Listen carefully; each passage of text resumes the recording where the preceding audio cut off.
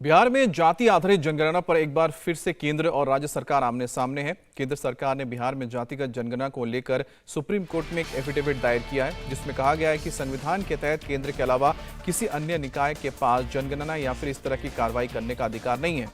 केंद्र सरकार के इस एफिडेविट के बाद बिहार सरकार और बीजेपी में घमासान हो गया है।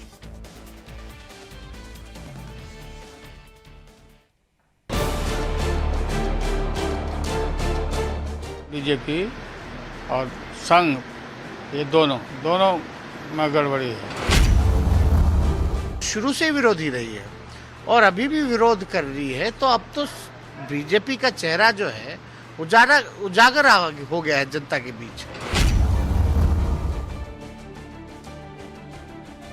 केंद्र सरकार ही केवल सेंसस करा सकती है, लेकिन अगर कोई राज्य सरकार चाहे तो सर्वे करा सकती है।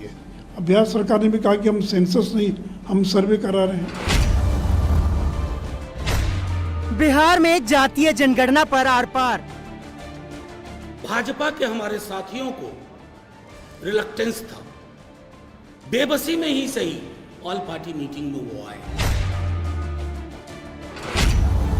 24 से पहले फंसा जाति का फेर।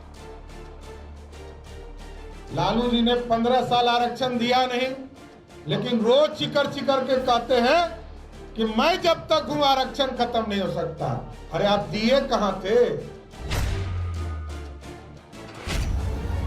जनगणना से बिहार में बदलेगा मतगणना का गणित। बिहार में जाति आधारित जनगणना का सियासी भूचाल एक बार फिर आ गया है। केंद्र सरकार ने सुप्रीम कोर्ट में एक एफिडेविट दाखिल करके कहा है कि उसके अलावा किसी को भी जनगणना या इस तरह की कोई प्रक्रिया अपनाने का अधिकार नहीं है। केंद्र सरकार ने कहा है कि जनगणना एक संघ सूची का विषय है। केवल केंद्र ही 1948 अधिनियम की धारा 3 के तहत जनगणना कर सकता है। जनगणना एक वैधानिक प्रक्रिया है जो जनगणना अधिनियम 1948 के तहत शासित होती है। जनगणना का विषय 7वीं अनुसूची में संघ सूची 69 के तहत शामिल है। वहीं केंद्र के इस एफिडेविट को आरजेडी सुप्रीमो लालू यादव ने बीजेपी और संघ का एजेंडा करार दिया है। बीजेपी तो विरोधी है बुरी तरह से। इसको हम लोगों ने बताया भी है और इसको नहीं चाहता है बीजेपी और संघ ये दोनों में गड़बड़ी है, नाकुर नुकुर कर रहे हैं। केंद्र सरकार के 2 पन्नों के हलफनामे में साफ साफ कहा गया है कि संविधान के तहत या अन्यथा कोई भी निकाय जनगणना या जनगणना जैसी कोई कार्रवाई करने का हकदार नहीं है। साथ ही सरकार को भरोसा दिलाया है कि वो ओबीसी, एससी, एसटी वर्ग के विकास के लिए काम कर रही है। सुप्रीम कोर्ट में केंद्र सरकार के एफिडेविट दाखिल करने के बाद एक बार फिर बीजेपी और आरजेडी आमने सामने आ गए हैं। पूरी तरीके से ये साफ हो गया जो बात हम लोग पहले कहते थे कि बीजेपी चाहती ही नहीं है कि सेंसस हो, या कोई स्टेट अगर इंडिपेंडेंटली अगर सर्वे भी करा रहा है जो गरीबों को देखते हुए, आर्थिक स्थिति को देखते हुए, जातियों को देखते हुए, ताकि वो कल्याणकारी योजना बनाए। ये तो शुरू से विरोधी रही है और अभी भी विरोध कर रही है, तो अब तो बीजेपी का चेहरा जो है उजागर हो गया है जनता के बीच। अब सब लोग जान रहे हैं और इतने ही अगर पक्षधर हैं तो देश भर में करा ले। किसने रोका था? हम लोग तो गए थे मांग करने प्रधानमंत्री जी से कि बीजेपी जातीय गणना का समर्थन क्यों कर रही है। इनको उम्मीद थी कि बीजेपी विरोध करेगी तो बीजेपी को पिछड़ा विरोधी करार दे पाएंगे, लेकिन वो भूल जाते हैं कि भारतीय जनता पार्टी जातीय गणना के पक्ष में है और सॉलिसिटर जनरल ने कभी नहीं कहा कि हम जातीय गणना के पक्ष में नहीं है। देखिए, केंद्र सरकार ही केवल सेंसस करा सकती है, लेकिन अगर कोई राज्य सरकार चाहे तो सर्वे करा सकती है। अब बिहार सरकार ने भी कहा कि हम सेंसस नहीं, हम सर्वे करा रहे हैं। बिहार में जातिगत जनगणना कराने के पीछे जेडीयू और आरजेडी विकास की दुहाई दे रही हैं। सरकार का दावा है कि इस डेटा का इस्तेमाल करके वो अलग अलग जातियों के लिए डेवलपमेंट स्कीम्स बनाना चाहते हैं। लेकिन इस डाटा से बिहार में जेडीयू और आरजेडी क्या खेल करना चाहते हैं, ये आरजेडी के नेता खुद ही बता रहे हैं। बहुत बड़ी आबादी जो इस देश की है उसको अपने आबादी के अनुरूप फैसले चाहिए थे, आरक्षण की व्यवस्था चाहिए थी। उसके लिए क्या आवश्यक था? एक वैज्ञानिक समकालीन आंकड़ा हमारे पास हो। बिहार ने उस दिशा में पहल की और पहल मजबूती से की। भाजपा के हमारे साथियों को रिलक्टेंस था, बेबसी में ही सही ऑल पार्टी मीटिंग में वो आए। उन्होंने एक आध ऐसी बातें की जो मैं यहां करना नहीं चाहता, लेकिन बावजूद उसके उनके अंतर विरोधों के ये कारवां चल पड़ा। हम बराबर कहते हैं किसी पार्टी ने क्या कहा है, ये पार्टी का अधिकृत व्यक्ति ही बोलता है, तब उसको पार्टी से जोड़िए। मनोज झा जी समझ गए ना? तो मनोज झा जी ने कहा, ये उनकी सोच है ना।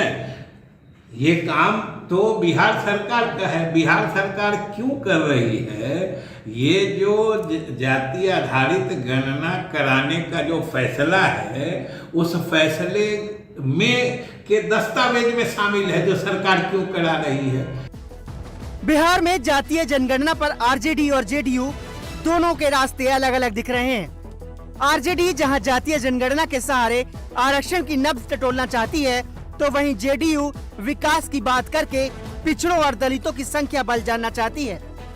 सामाजिक न्याय के जो संगठन हैं, जो समता के पक्षधर हैं, उनका मानना है कि 50% की सीमा जब टूट गई है तो उनका भी कोटा बढ़ाया जाए, जो उचित है और हम इसका समर्थन करते हैं। जातिगत जनगणना अलग मैटर है, आरक्षण का कोटा बढ़ाना अलग मैटर है, और सामाजिक न्याय की पार्टियां समय समय पर नारे भी लगाती रही हैं, जिसकी जितनी संख्या भारी उसकी उतनी हिस्सेदारी। जातिगत जनगणना के लिए भारतीय जनता पार्टी के कुछ नेताओं को छोड़ करके सभी दलों की सहमति है। सभी मांगे जो आजकल राजनीतिक वातावरण में घूम रही हैं, सभी चुनाव को लेकर के, और ये चुनाव की भी है और इन वर्गों की, इन समूहों की मांग भी है। लालू जी ने 15 साल आरक्षण दिया नहीं, लेकिन रोज चिकर चिकर के कहते हैं कि मैं जब तक हूं आरक्षण खत्म नहीं हो सकता। अरे आप दिए कहां थे? पहले उन्होंने आरक्षण का फायदा अपने लिया, फिर अपनी पत्नी को आरक्षण दिया, और आरक्षण किसको दिया? पहले अपने एक बेटा को दिया, फिर एक बेटी को दिया, फिर दूसरे बेटा को दिया, और अब चौथे बेटे परिवार के सदस्य एक दूसरी बेटी को देने की तैयारी है साथियों। तो यही आरक्षण का लालू जी का मॉडल। बिहार में जातीय जनगणना 2 चरणों में हुई है। पहला चरण 7 जनवरी 2023 से शुरू हुआ, 21 जनवरी तक चला।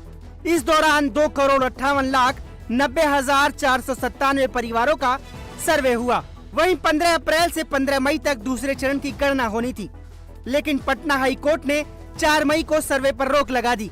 4 मई तक 13,69,000 परिवारों की गिनती हो चुकी थी। हाई कोर्ट से रोक हटने के बाद 2 अगस्त से गणना शुरू की गई।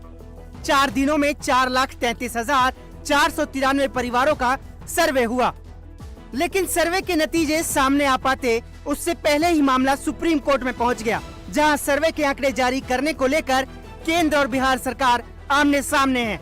बिहार में सियासी पार्टियां भले ही विकास का तर्क देकर जातीय जनगणना के समर्थन में हो, लेकिन अंदर खाने सभी का एजेंडा सेट है कि किसी भी तरह 2024 के चुनाव का अंक गणित फिट हो जाए। इंडिया टीवी हर वक्त हर जगह डाउनलोड करने के लिए सर्च करें India TV news Google play store या ऐप स्टोर पर।